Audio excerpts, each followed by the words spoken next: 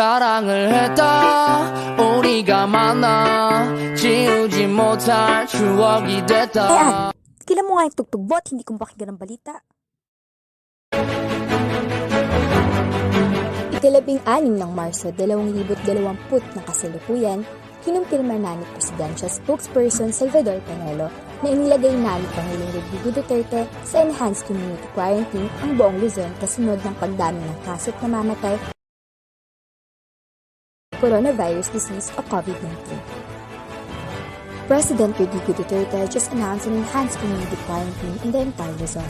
Banggit ni Panelo sa ulat ng GMA News. Hala, seryoso ba? Ibig sabihin mag-i-stay ako dito sa bahay ng matagal? Ano naman kaya pwedeng gawin ko nun?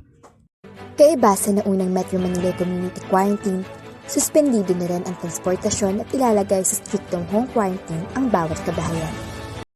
Ala, nakakainis nga naman talaga oh. Hindi ako makakagala at makakapag-enjoy. Kung bakit ba naman kasi? Imbes na maghimutok ka riyan, sumunod ka na lang at ipagdasal na matapos agad itong naranasan ng bansa natin. Kita na ang dumadagsa ng kaso, pagkagala pa rin yung nasa utak mong bata ka. Lo, Gigi naman to agad si mama. Pero sa bagay, ano nga naman bang gagawa ng paghimutok ko dito? Kailangan ko naman talagang sundin yun kasi yun yung makakabuti sa lahat. Bahala na lang talaga at sana matapos din agad lahat ng to. Muling ipinaalalahanan ng lahat na sumunod at makinig sa nasabing panukala ng ating Pangulo. Nagbabalita, Mean Espinido.